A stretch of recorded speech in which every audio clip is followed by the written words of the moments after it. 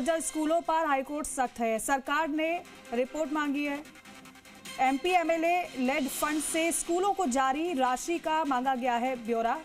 जुलाई 2025 से अब तक की सभी स्वीकृतियों की जानकारी तलब की गई है। 7 दिन में सभी जिला परिषदों को भेजनी होगी रिपोर्ट। राजकीय विद्यालयों के मरम्मत और निर्माण कार्यों का विवरण मांगा गया है। हाईकोर्ट में चल रही सुओ मोटो पीआईएल के लिए जुटाई जा रही है जानकारी। झालावाड़ पिपलोदी हादसे के बाद स्कूलों के लिए 20% राशि जारी करने के दरअसल निर्देश दिए गए थे। राजस्थान स्कूल शिक्षा परिषद ने सभी जिलों से रिपोर्ट मांगी है। एसीएस राजेश यादव ने सभी जिला परिषद सीईओ को पत्र लिखा है। हाईकोर्ट में पेश की जाएगी एमपी एमएलए लेड फंड की विस्तृत रिपोर्ट। दीपक गोयल हमारे साथ लगातार बने हुए हैं। दीपक, इस पर पूरी जानकारी दीजिएगा। बिल्कुल, देखिए, पिपलोदी जो हादसा हुआ उसे कोई भूले भुलाया नहीं जा सकता है। बिल्कुल, हाल में उसको 1 साल भी हो गया है और पिपलोदी हादसे के अंदर जो बच्चों की डेथ हुई उसके बाद में सरकार ने स्कूलों की मरम्मत के लिए बीड़ा भी उठाया। अब हाईकोर्ट ने इस पूरे मामले को सुमोटो यानी लिया है। तो झालावाड़ के अंदर जो दर्दनाक हादसे के बाद सरकारी स्कूलों की सुरक्षा को लेकर यहाँ पर सख्ती है वो बढ़ाई है।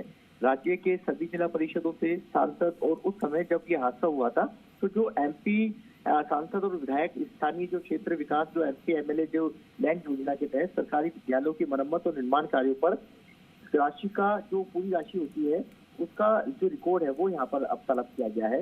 राजस्थान स्कूल शिक्षा परिषद यानी कि एडिशनल चीफ सेक्रेटरी जो एजुकेशन है, उन्होंने तमाम जो मुख्य कार्यकारी अधिकारी हैं जिला परिषद सीईओ के, उनको जुलाई 2025 से अब तक एमपी एमएलए लैंड योजना के तहत विद्यालयों में मरम्मत और निर्माण के लिए जारी सभी स्वीकृतियों का विवरण 7 दिन के अंदर मांगा है। ये जानकारी राजस्थान हाईकोर्ट में जर्जर स्कूलों को लेकर चल रही सुमोटो जनहित याचिका में पेश की जाएगी, क्योंकि पिपलोदी हादसे के बाद राज्य सरकार ने पहले ही ये डायरेक्शन दे दिए थे कि सांसद और विधायक निधि के तहत उपलब्ध राशि का 20% जो हिस्सा है वो सरकारी विद्यालयों के कार्यों पर खर्च किया जाएगा, ताकि जर्जर भवनों की मरम्मत और स्टूडेंट की जो सुरक्षा है वो सुनिश्चित हो सके।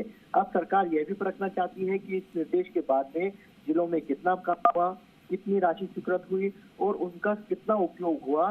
स्कूल शिक्षा विभाग ने इस पूरे मामले को प्राथमिकता से लेने के डायरेक्शन दिए हैं, ताकि जो कोर्ट है उसके समक्ष तथ्यात्मक रिपोर्ट है वो पेश की जा सके। क्योंकि हाल में राजस्थान में ऐसे कई स्कूल हैं, अभी भी जो तस्वीरें बहुत कह सकते हैं कि भयावह तस्वीरें आती हैं। गनीमत रहती है कि उस दिन कई ऐसी पिछले दिनों भी एक तस्वीरें आई थी कि जब स्कूल की छत है वो गिर गई, हालांकि उस समय छुट्टी थी स्कूल की।